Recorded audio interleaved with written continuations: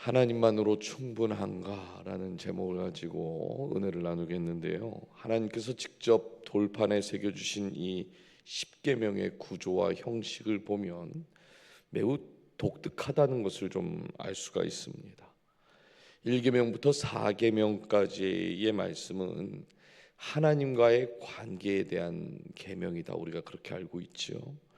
그리고 5계명부터 10계명까지는 사람과의 관계에 대한 계명이라고 우리가 알고 있습니다. 근데 이렇게 하나님과의 관계, 사람과의 관계에서 보면 하나님이 돌판 두 개 딱 이렇게 새겨 주신 것 같잖아요. 구분해서 세워 주신 것 같지만 사실 10계명의 구조에서 가장 큰 핵심은 구분이 아니라 연결입니다. 무슨 말인가 하면 이 사람과의 관계, 이 사람과의 관계에서의 계명을 우리가 어기게 되었을 때에 이것이 하나님과는 크게 어떤 문제가 없는 그런 거라고 생각할 수 있지만 본질적으로는요, 우리가 짓는 그 모든 죄는 다 하나님과의 그 관계에서 문제가 생기는 거다, 이렇게 말하는 겁니다. 어제 십계명이 구원을 받은 또 은혜를 얻은 사람들에게 주신 그 삶의 기본이다, 이렇게 말씀을 드렸어요.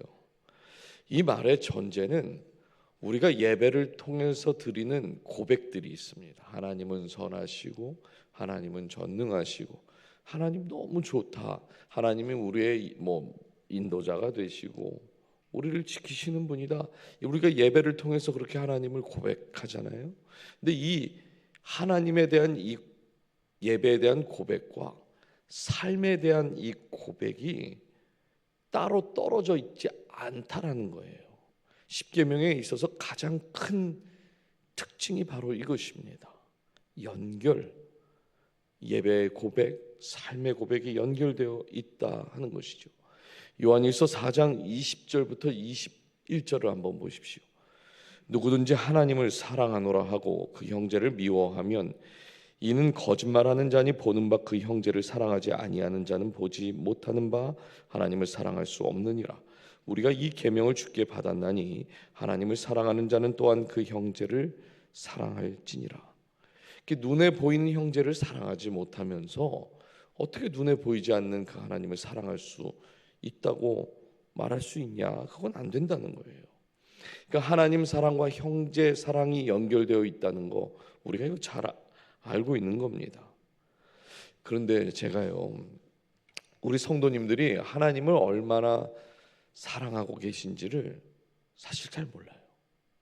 그냥 대충 감으로 어느 정도는 알 수 있지만 확신할 수 있는 정도는 아닙니다. 여러분, 제가 하나님을 얼마나 사랑하는지 보이시나요? 보이세요? 제가 진짜로 사랑하고 있는 건지 사랑하는 척하고 있는 건지 사실은 잘 모릅니다. 그런데 요한 1서의 말씀을 보니까 지금 뭐라고 합니까? 알 수 있는 방법이 있다잖아요. 다른 사람에게 어떻게 대하는지를 보면 그 사람이 하나님께 어떻게 고백하고 있는지가 그게 같다라고 지금 말하고 있는 겁니다. 이런 배경 속에서 우리가 첫 번째 계명을 다시 한번 보실 텐데, 너는 나 외에는 다른 신들을 내게 두지 말라 그래요. 우리가 이 말씀을 이해하기 위해서 먼저 이스라엘이 서 있던 자리, 먼저 그들의 문화를 이해하고 넘어가면 좋을 것 같습니다. 여러분, 출애굽하기 전에 이스라엘은 무려 400년 동안 애굽 문화에 있었죠. 그렇죠? 애굽 문화를 가지고 살았습니다. 100살까지 살았다고 쳐도 400년이면 최소 몇 세대가 지나간 거예요? 맞아요. 이 새벽에는 제가 질문하면 안 되는데 이게 굉장히 어려운 거예요. 100살까지 살고 400년이면 몇 세대인지 우리가 참 쉽지 않습니다. 최소 4세대. 그렇죠?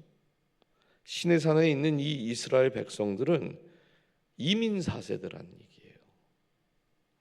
이민 3세대만 되어도 겉으로는 한국 사람처럼 보이지만 외국 사람이라고 할 수가 있는 거죠. 조상들로부터 하나님에 대한 이야기도 들었고 하나님에 대한 신앙도 그들에게 있었지만 뼛속까지 애굽 문화가 너무나 자연스러웠던 사람들이었습니다. 그러니까 애굽 문화와 함께 그들이 신앙을 같이 가지고 있었다는 거예요. 제가 예전에 성경을 보면서 가장 이해가 안 됐던 장면들 여러 개 있지만 그 중에 가장 이해가 안 됐던 게 뭐였냐면 홍해를 건넌 다음에 이스라엘 백성들이 물이 없다고 불평했던 겁니다. 아니 어떻게 한두 사람이 기적을 맛본 것도 아니고 애굽을 나온 모든 사람들이 그렇게 큰 기적을 맛보았는데 어떻게 저렇게 물이 없다고 불평할 수가 있지? 마치 우리가 지금 저는 태평양을 많이 봤으니까 저 태평양 한가운데 그 바다가 갈라지는 기적을 인생에서 한번 보셨다고 생각해 보십시오. 그거 보시고 물이 없다고 우리가 불평할 수 있을까요? 그게 잘 이해가 안 돼요. 근데 이스라엘 백성들은 홍해를 건너는 기적을 맛보았는데도 물이 없다고 불평했던 사람들입니다. 지금 이스라엘이 이민 4세대이고 뼛속까지 애굽의 문화가 아주 자연스럽다는 것을 생각해 보니까 그럴 수도 있겠구나 그런 생각이 또 들더라고요. 무슨 말인가? 조상들로부터 하나님에 대해서 들었기 때문에 모세를 따라서 애굽을 떠나는 것도 그들은 잘 했습니다. 그러나 동시에 애굽의 문화, 다른 문화, 이방의 그 어떤 우상 그 문화를 받아들이는 것도 잘했기 때문에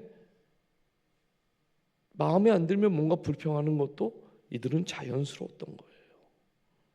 그래서 하나님은 이스라엘에게 가장 먼저 가장 분명하게 가장 기본적인 그 자리에서 너는 나 외에는 다른 신들을 내게 두지 말라 이렇게 말씀하신 겁니다. 여러분 이 말씀은 단순히 다른 신상 만들지 말라 이 말이 아닙니다. 하나님만으로 충분하지 않을 때에 인간이 무엇을 붙들고 있는가 이것을 말씀하는 거예요. 그래서 첫 번째 우리가 나눌 교훈은 하나님만으로 충분하지 않으면 반드시 다른 것을 붙들게 되어 있어요. 하나님만으로 충분하지 않으면 반드시 우리는 다른 것을 붙들게 되어 있습니다. 우리가 이스라엘이 어떻게 출애굽을 했는지 그 과정을 다 압니다. 출애굽할 때 하나님께서 애굽에 10 재앙을 내리셨죠. 우리는 일반적으로 애굽에 내린 이 10 재앙이 이스라엘을 구원하기 위해서 애굽 사람들에게 내린 재앙이다 이렇게 생각을 합니다. 사실 틀린 말 아니에요. 근데 첫 번째 재앙이 뭐였는지 아십니까? 오늘은 그냥 제가 질문을 해도 그러려니 하세요. 자, 나일강을 피로 이제 물들게 한 거예요. 그게 첫 번째 재앙입니다. 당시 애굽 사람들은 나일강에 신이 있다고 믿었는데 두 신이 있다고 믿었습니다. 나일강을 수호하고 있던 큰 노비라는 신이 있었고 나일강의 정령이라고 하는 하피라는 두 신을 믿고 있었어요. 거기서 풍요가 나온다 이렇게 믿은 거죠. 근데 하나님께서 이 나일강을 온통 피바다로 다 바꾸시면서 애굽 사람들이 믿고 있는 그 두 신이 다 거짓된 거고 아무런 능력도 없는 가짜라는 것을 보여준 겁니다. 민수기 33장 4절에 이런 말씀이 있어요. 애굽인은 여호와께서 그들 중에 치신 그 모든 장자를 장사하는 때라 여호와께서 그들의 신들에게도 벌을 주셨더라. 여러분 10가지 재앙이 있어서 가장 큰 핵심은 뭐냐면 400년 동안 애굽의 문화를 가지고 있던 그 이스라엘 또 애굽 사람들 그들 모두에게 너희들이 지금 믿고 있는 그 신은 가짜야 이거예요. 근데 여기서 진짜 반전이 있습니다. 지금 민수기에서도 하나님께서 뭐라고 말씀하세요? 그들의 신들에게 벌을 주었다 그렇게 말하죠. 그렇죠? 마치 우리는 이 말씀을 보면 하나님께서요 어떤 신들에 대해서 인정하는 것처럼 보입니다.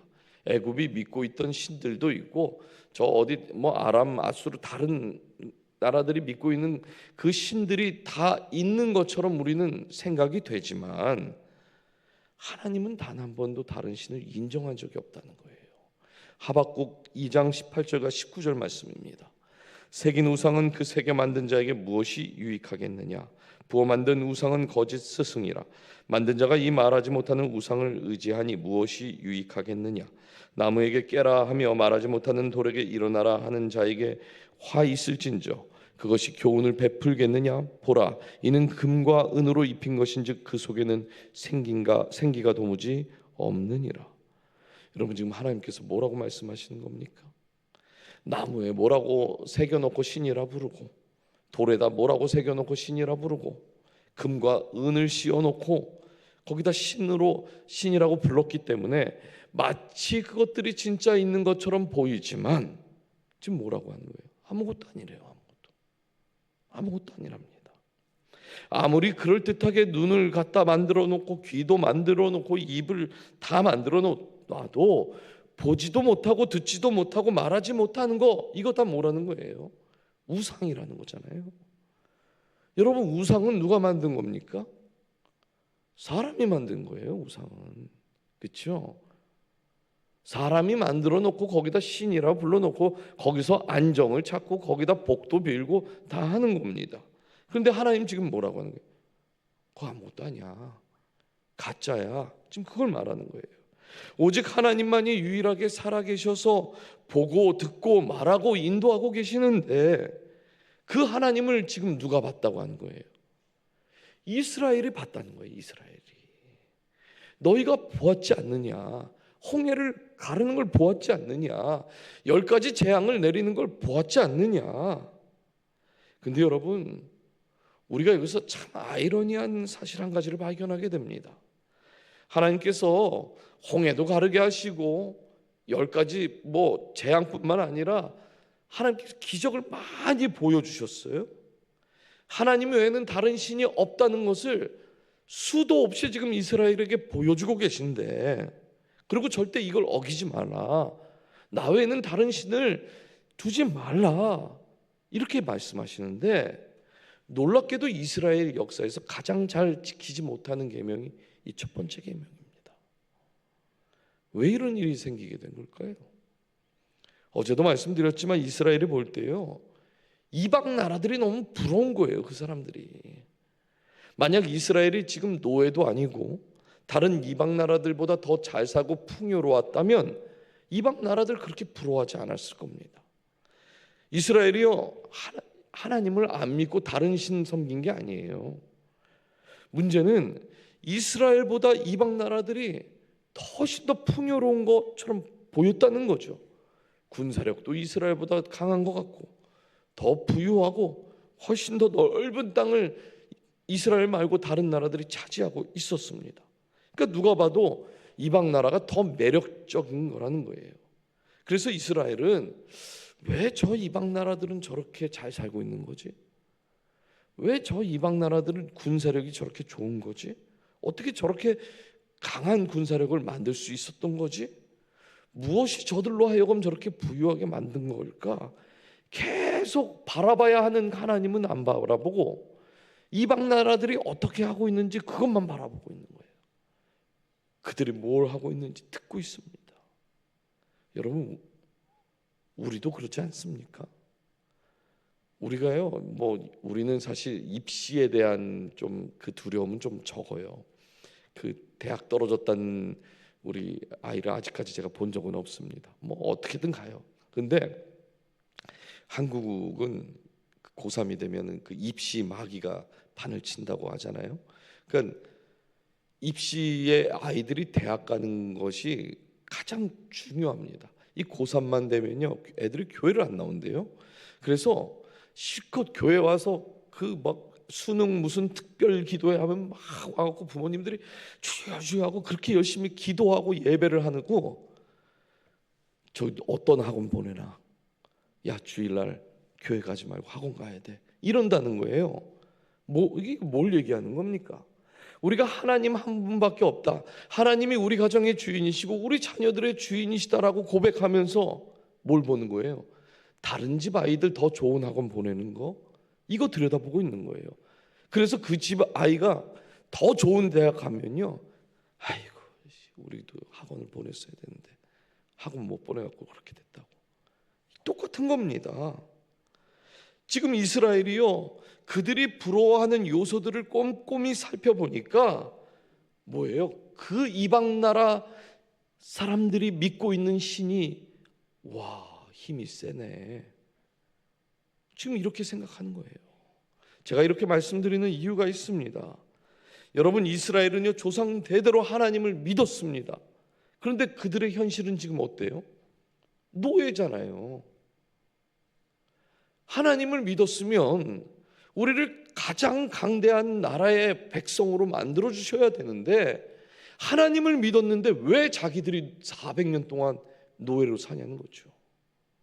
애굽의 종, 노예, 이것이 그들의 현실입니다. 머리로는 조상 대대로 내려오는 하나님을 믿어야 한다는 거 알았죠. 그러나 자신들보다 더 자유롭고 더 부유한 걸 보니까 진짜 그런 신이 있는 거 아니야? 이렇게 생각하는 거예요. 그 생각이 들어오자마자 마음을 홀라당 빼앗겨 버립니다. 마음을 빼앗기니까 정신도 빼앗기고요. 결국 나도 모르는 사이에 그 이방 나라가, 그 신들이, 그 이방 사람들이 하라고 하는 거 다 따라하는 겁니다. 그러니 첫 번째 계명을 하나님이 주셔도 지키고 싶어도 지킬 수 있는 능력이 그들이 없는 거예요. 성경에서 이것을 가장 잘 보여주는 사건이 있습니다. 히스기야의 아버지인 그 아하스 왕 때 일어난 사건인데요, 북이스라엘의 베가라는 왕과 아람의 루신이라는 왕이 서로 연합을 해서 남유다를 공격을 합니다. 이 공격을 한 이유는 간단해요. 당시 아수르가 막 저 옆에서 강대국으로 치고 막 올라오고 있었어요. 급부상을 막 하고 있었습니다. 그러니까 여기에 이제 좀 있으면 야, 이러다가 아수르에게 다 잡아먹히는 거 아니야 싶어서 이 남유다 보고 북이스라엘이요, 아수르를 좀 치자, 우리 같이 치자, 이렇게 했어요. 근데 남유다가 거절을 해버려요. 우리 안 한다고. 그래서 북이스라엘과 이 아람이, 남유다가 괘씸하잖아요. 그래서 남유다를 공격을 한 거예요. 그러니까 남유다의 그 아하스 왕이요, 큰일 났다. 그래서 도움을 어디에다 청하면 아수르에 가서 도움을 청합니다. 거기다 금도 갖다 주고 은도 보내주면서 제발 좀 우리를 도와달라고. 그래서 실제로 아수르가 남유다와 함께 북이스라엘과 아람을 공격을 해요. 여러분, 남유다의 입장에서 지금 아수르가 어떻게 된 겁니까? 은인이 돼버린 거예요. 지금 북이스라엘이 우리를 쳐들어와서 우리를 죽이려고 했는데 아수르가 우리를 도와줌으로 인해서 은인이 되었습니다. 그래서 이 아하스 왕이 아수르에게 가서 직접 이제 사신으로 가서 감사하다고 인사를 하러 갔는데 여기서 문제가 생긴 거예요. 북이스라엘의 아하스 왕이 아수르의 그 사람들이 섬기는 그 제단을 보고 감동을 받습니다. 우와, 되게 좋은데? 그래서 자기가 다시 남유다에 도착할 때까지 똑같이 만들어 놓으라고 그랬어요, 그 제단을. 여러분, 이스라엘에 제단이 없습니까? 아니죠. 하나님이 말씀하신 제단이 있어요. 대대로 이스라엘은 그 예루살렘 가서 그 예배를 드렸습니다. 그런데 아하스 왕의 눈에는 이 아수르의 제단이 너무 그럴듯한 거예요. 우리 남유다에 있는 것보다 너무 좋아 보이니까 어떤 생각을 하냐? 그 남유다에 있던 모든 하나님의 제단을 북쪽으로 다 옮겨버리고 거기다가 이방 제단을 쌓아 놓으면서 이제부터 하나님께 드리는 모든 제사를 여기서 다 드리라고 그랬어요. 여러분, 아하스 왕의 마음에 뭐가 들어간 겁니까? 저 잘 나가는 이방 나라의 그 제단을 여기다 놓고 거기다가 우리가 지금처럼 하나님께 예배 잘 드리면 우리에게 축복을 주시겠지. 저 북이스라엘과 아람이, 저런 나라들이 우리를 다시는 쳐들어오지 못하겠지. 이 마음이 훅 들어온 거예요. 여러분, 왜 우리가 하나님 한 분만 섬기는 게 어려운 걸까요? 만약에 우리가 하나님 한 분을 잘 섬기면 그래서 형통을 항상 주시고 성공을 하나님께서 보장해 주신다면 신앙생활 그렇게 어렵지 않을 겁니다. 그렇죠? 우리는 하나님을 열심히 섬기고 하는 일마다 잘 되고, 반대로 하나님 믿지 않는 사람들은 날마다 궁핍하게 사는 그 모습 보면요, 신앙생활 왜 어렵겠습니까? 우리 교회 앉을 자리 없을 거예요. 다 복 받으려고 올 겁니다. 신앙생활하는 것이 왜 어렵습니까? 이유는 간단해요. 우리가 이해하고 우리가 믿는 것과 정반대의 일들이 우리의 삶에서 보이잖아요. 믿음이 있는 나보다 더 성공하는 세상 사람들이 있기 때문에 그래요.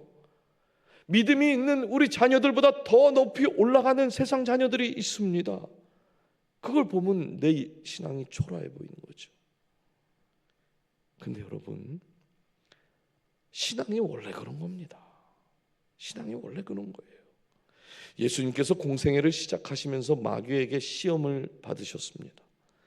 그 중에 핵심이 세 번째 시험인데, 마태복음 4장 8절과 9절에 이렇게 말해요. 마귀가 또 그를 데리고 지극히 높은 산으로 가서 천하 만국과 그 영광을 보여 이르되, 만일 내게 엎드려 경배하면 이 모든 것을 내게 주리라. 하나님은 단 한 번도 성도에게 세상을 주시겠다 약속한 적이 없습니다. 그런데 마귀는 지금 뭐라고 합니까? 예수님께 세상을 다 줄 수 있대요. 하나님은 세상을 주지 못한다, 주지 않는다 말씀하는데, 마귀는요, 세상을 다 줄 수 있다고 말합니다. 예수님에게만 이 말을 하는 걸까요? 아니요, 오늘 우리에게도 이 시험이 있는 겁니다. 그러니 마귀가 더 능력이 있어 보이는 거죠. 우리가 그토록 얻고 싶은 그 세상을 마귀는 줄 수 있대요. 그렇다면 궁금한 건 이거예요. 하나님은 왜 세상을 우리에게 주시지 않는가? 하나님은 왜 세상을 우리에게 주시지 않는 겁니까? 그것도 이유가 간단합니다. 세상보다 더 크신 하나님을 이미 우리에게 주셨기 때문에 그렇습니다. 우리 안에 큰 오류가 하나 있어요. 하나님보다 세상이 더 크다고 하는 착각을 할 때가 있다는 거예요. 우리가 이 오류에 빠져 있다 보니까 세상을 얻겠다고 하는 그들이 더 근사해 보이는 거예요. 왜냐하면 하나님보다 세상이 더 크다고 생각하니까. 교회 와서 예배드리고 은혜 받아서 결단했는데 일터에만 가면 마음을 빼앗깁니다. 늘 우리는 다람쥐 쳇바퀴 돌듯이 교회 와서 그렇지, 맞아, 아유 내가 회개해야 돼, 응? 그러고 나서 또 세상 나가면 마음이 또 무너져서 또 돌아와요. 이걸 계속 반복하고 있다는 거예요. 그래서 하나님이 우리에게 이 1계명이 반드시 필요한 계명이다 말씀하고 있는 것입니다. 어제 우리가 10계명은 은혜의 조건이 아니라 은혜의 열매다 이렇게 말씀을 드렸죠. 여러분, 10계명 안에는요 어떤 조건이 없어요. 이 계명 잘 지켜야 구원 준다 이거 아닙니다. 그리고 하나님께서 세상과 우리가 정말 크다고 생각하는 그 세상과 하나님의 백성들을 비교해 가면서 그렇게 주신 말씀이 아니에요. 그러므로 사랑하는 여러분, 어떤 사람들이 첫 번째 계명 앞에 설 수 있는 사람일까요? 하나님 없으면 나는 존재할 수 없다, 이렇게 고백하는 사람이 이 첫 번째 계명의 앞에 설 수 있는 겁니다. 지금 우리가 여기까지 올 때도 하나님의 은혜였고, 앞으로도 모든 그 걸음걸음도 하나님의 은혜로만 가능하다고 믿는 그 성도만 하나님 앞에 설 수 있게 되는 것입니다. 저도 자주 착각하는 것 중에 하나가요, 내 열심, 내 지혜, 내 능력 가지고 주님 여기까지 왔는데 하나님 조금만 더 도와주세요, 제가 이렇게 기도할 때가 있어요. 하나님, 저 그동안 열심히 준비하고 열심히 계획도 하고 열심히 살았으니까 하나님 조금만 더 도와주십시오. 그러면 저 더 잘할 수 있습니다. 제가 이렇게 기도할 때가 있어요. 여러분, 이렇게 생각하면 첫 번째 계명 잘못 알고 있는 거라는 거예요. 다 늘어나야 돼요. 하나님만으로 충분하지 않으면 뭐예요? 반드시 다른 것을 붙들게 되어 있습니다. 두 번째, 하나님만으로 충분하지 않으면 믿음을 이제 섞기 시작합니다. 3절 앞부분을 보면 나 외는이라는 말이 먼저 나와요. 이 말은 내 앞에 혹은 내 옆에라는 뜻인데, 하나님이 지금 이렇게 시퍼렇게 살아계시는데 하나님 앞이나 옆에다가 다른 것을 두는 것, 이것은 하나님을 모독하는 행위다, 이렇게 말하는 겁니다. 우리가 아는 것처럼 하나님은요 스스로 존재하는 분이시죠. 누구의 도움도 필요하지 않는 분이 하나님이신데, 이스라엘이 자꾸만 뭐 하는 거예요? 하나님 앞에다가 다른 걸 놓고선 비교하고 있다는 거죠. 지금 아마 여기 계신 분들도 다 경험해 보셨을 겁니다. 다른 사람과 비교당하는 거 좋아할 사람이 있습니까? 우리 남편 집에 들어왔는데, 어머 여보, 저 옆집에 남편은 이번에 보너스를 뭐 얼마를 받았대요. 이 한 말만 해도 이거 싸우자는 얘기예요. 그렇죠? 안 그런가요? 네. 하나님도 마찬가지예요. 하나님은 그 누구랑 비교하는 것 자체를 싫어하시는데 지금 이스라엘이 그걸 눈치를 못 채고 있습니다. 왜 그럴까요? 왜 눈치를 못 채는 걸까요? 이스라엘은요 하나님을 한 번도 버렸다고 생각해 본 적이 없어요. 이 문자적으로는 틀린 말이 아닙니다. 그런데 문제가 뭐냐면 하나님만 섬겨야 되는데 이스라엘은 하나님도 섬겨요. 하나님도. 하나님 옆에 바알 가져다 놓고 또 아세라 가져다 놓고 같이 섬기고 있는 겁니다.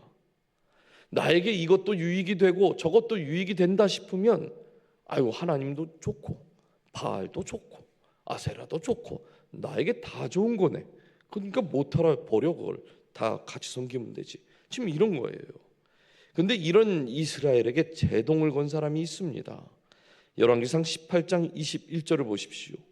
엘리야가 모든 백성에게 가까이 나아가 이르되 너희가 어느 때까지 둘 사이에서 머뭇머뭇하려느냐. 여호와가 만일 하나님이면 그를 따르고 바알이 만일 하나님이면 그를 따를지니라 하니 백성이 말 한마디도 대답하지 아니하는지라. 당시 엘리야가 활동하던 이 시절을 보면 북이스라엘의 우상 숭배가 아주 심했던 때입니다. 이세벨이 아합 왕과 결혼을 하면서 이스라엘의 이 바알과 아세라 종교가 이제 부흥을 맞기 시작을 했어요. 어느 정도 부흥을 했냐면 열왕기상 18장을 보면 바알 선지자가 450명, 우리가 잘 아는 거죠. 아세라 선지자가 몇 명이에요? 400명. 그러니까 대충 모르면 400, 뭐 1000, 700 이런 거 얘기하면 대충 맞아요. 성경은. 자, 400명이에요. 여러분, 신자가 400명이 아닙니다. 지금 우상 숭배하는 선지자가 850명이나 있다는 거예요. 이스라엘 안에. 이 말은 그만큼 이스라엘이 지금 타락했다라는 거죠. 왜 이렇게 타락한 걸까요? 영적으로 무감각하니까요. 우리가 감각이 아주 뛰어난 사람들이 있습니다. 감각이 뛰어난 사람들은요 순간순간의 위기가 뭔지 금방금방 캐치해내요. 지금 분위기가 어떤지 잘 알고 그 분위기에 맞춰서 잘 행동을 합니다. 무감각한 사람이 있죠. 와, 정말 세상에서 제일 답답한 사람이에요. 몰라. 지금 분위기가 막 이렇게 돌아가고 있는데 혼자 그냥 막 좋아가지고 몰라요. 여러분, 영적으로 무감각하다는 것은요 하나님이 무엇을 좋아하고 하나님이 무엇을 기뻐하고 계시는지 이거에 대한 전혀 감이 없는 겁니다.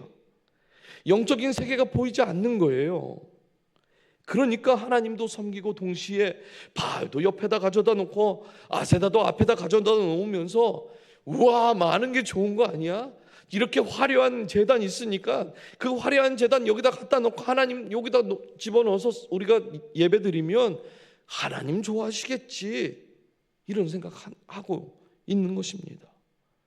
여러분, 우리가 다른 사람 이야기할 거 없이 사실 우리도 가장 잘 못 지키는 계명이요 이 첫 번째 계명입니다. 여러분, 하나님만 섬기기가 너무 어려워요. 왜 어렵습니까? 하나님이 이 첫 번째 계명에서 요구하고 있는 헌신이 너무나 높다고 생각하는 거예요. 우리는 아니 어떻게 하나님만 섬겨? 다른 종교 활동하시는 분들 생각해 보세요. 거기는 적당이라는 게 있어요. 적당히 부처님 섬기면서 돈도 섬길 수 있어요. 누가 뭐라고 하지 않습니다. 부처님 섬기면서 그 연등 뭐 할 때 그 부처님 오신 날 돈 가져오라고 하잖아요. 예? 부처님 섬기면서 돈도 섬길 수 있고요, 쾌락도 섬길 수 있고, 명예도 섬길 수 있고, 권력도 다 섬길 수 있어요. 다른 종교들은요 뭐라고 하질 않아요, 다른 걸 같이 섬겨도. 근데 기독교는 적당이라는 말이 없어요. 하나님만 섬기라고 합니다. 기준이 다른 종교와는 완전 다른 거예요. 기독교는요 누구든지 믿을 수 있지만 믿게 되면 하나님만 섬겨야 돼요. 복음서를 보면 예수님 따라다닌 사람들 많이 나오잖아요. 5천 명도 넘는 사람들이 막 따라다녔습니다. 근데 예수님이 뭐라고 하십니까? 누구든지 나를 따라오려거든 자기를 부인하고 자기 십자가를 지라 그래요. 누구든지 예수님을 다 따라다닐 수 있지만 예수님이 제시한 조건을 다 지켜야지만 예수님 따르는 제자가 되는 것입니다. 그래서 신앙 안에는 적당이라는 말이 없어요, 사실. 여러분, 세상 사람들이 세상에서 우리한테 뭐라고 말합니까? 적당히 좀 하라고 하잖아요. 적당히 좀 즐기래요. 적당히 성공하래요. 적당히 도덕적이면 된다고 말합니다. 남들도 다 그렇게 살아, 이거잖아요. 그런데 이 적당히가 교회 안으로 들어오고 성도의 삶 안으로 들어오니까 뭐가 안 되는 거예요? 마음을 다하고 뜻을 다하고 그 힘을 다해서 주 너의 하나님을 사랑하라, 이게 안 되는 거예요. 목사님, 주일이라도 이렇게 나오는 게 어딥니까? 이 새벽에 이렇게 많은 사람들이 지금 나와서 예배 드리는 게 어딥니까? 그렇죠? 사실 감사한 거예요. 이민교회가 사실 다 그렇습니다. 그런데 시대가 변하고 상황과 환경이 변해도 변하면 안 되는 것들이 있다는 거예요. 하나님의 명령, 이거 변하는 거 아닙니다. 하나님 앞에도 또 옆에도 다른 것들 두지 말라고 하신 이 첫 번째 계명은 시대가 변하고 삶이 변해도 절대 변하면 안 되는 거예요. 근데 우리가 문제가 있다는 거죠. 머리로는 알아요. 그렇지, 맞아, 아이고 알아, 다른 걸 놓으면 되나? 그런데 막상 내려놓으라고 하면 두려움이 찾아오죠. 진짜 괜찮나? 가깝게는 내 배우자도 내려놔야 돼요. 이 표정들 보니까 그건 가능하다 싶은가 봅니다. 뭐 배우자쯤은 내려놓을 수 있지 우리가. 네. 근데 여러분 자녀도 내려놓으셔야 돼요. 그건 좀 어렵죠. 많은 사람들이 무언가를 내려놓는다 하면 이걸 포기하는 거라고 생각을 해요. 여러분, 내려놓으면요 하나님께서 주십니다. 솔로몬의 아주 유명한 이야기가 있습니다. 솔로몬이 하나님께 지혜를 구했어요. 성경이 말하는 지혜의 근본이 뭡니까? 하나님을 경외하는 것에서 지혜가 나온다 그래요, 성경은. 그럼 솔로몬이 지금 뭘 구한 거예요? 하나님을 구한 거예요. 그래서 하나님께서 뭘 줘요? 지혜만 준 게 아니라 부도 주고 명예도 주고 권력 다 줍니다. 그러니까 하나님만 있으면 되는 겁니다. 이게 십계명의 첫 번째 지혜인 거잖아요. 솔로몬이 그것을 구했기 때문에 하나님이 다 주신 겁니다. 그래서 하나님만 섬기기 위해서 우리가 다른 것을 내려놓는다는 것은 결국 어떤 고백이 있는 거냐면 하나님께서 나에게 필요한 모든 것을 공급해 주신다. 우리가 이걸 믿고 고백하는 거예요. 하나님을 내 삶의 가장 우선순위로 둔다고 해서 내 사업이 잘못된다던가 내 자녀가 잘못된다던가 내 일터에서 어떤 문제가 생기는 거 아니라는 겁니다.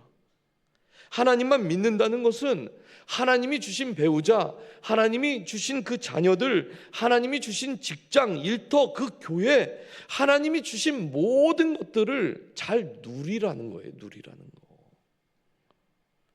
사랑하는 여러분, 세상이 추구하는 적당히의 신앙, 이제 그것을 우리가 내년에는 좀 내려놓는 훈련을 하십시오.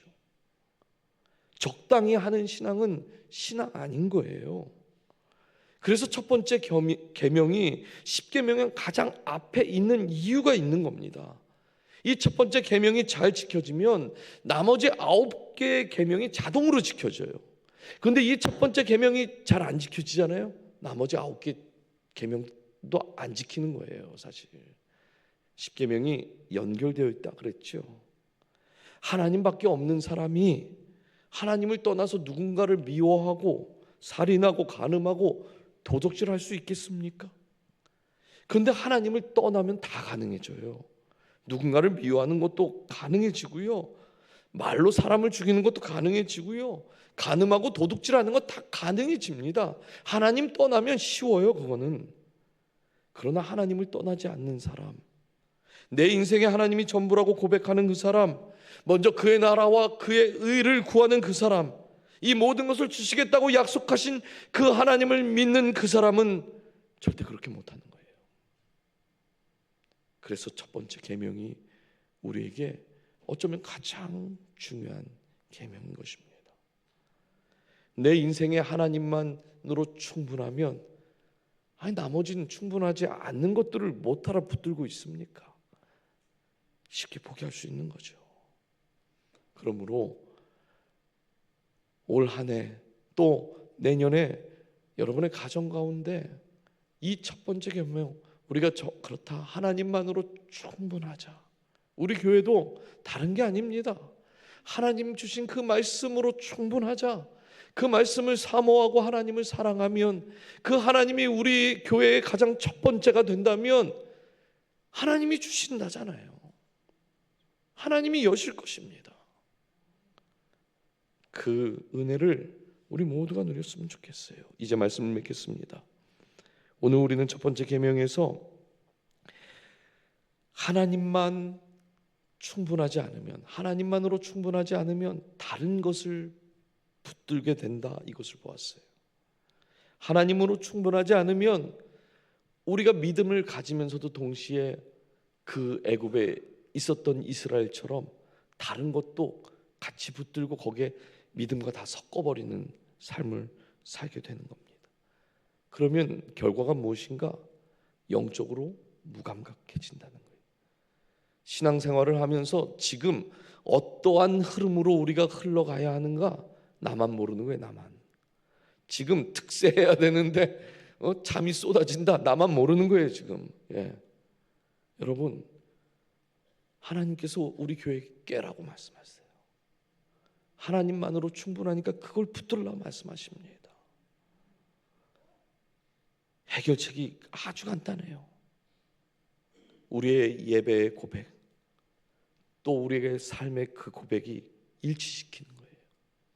다른 게 아닙니다. 몸부림치십시오.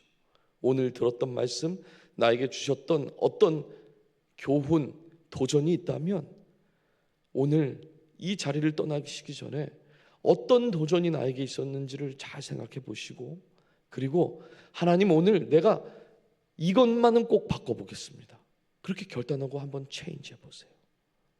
내일도 똑같이 하시는 거예요. 매일매일 하나님 주신 말씀에 도전받고 어떤 도전을 받았다면 좋았네, 이게 아니라 내 삶에 오늘 무엇을 바꿀 것인가, 그 은혜를 누렸으면 좋겠습니다.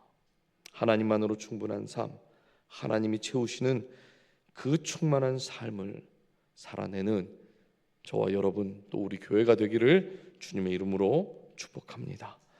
우리 이 시간 함께 주시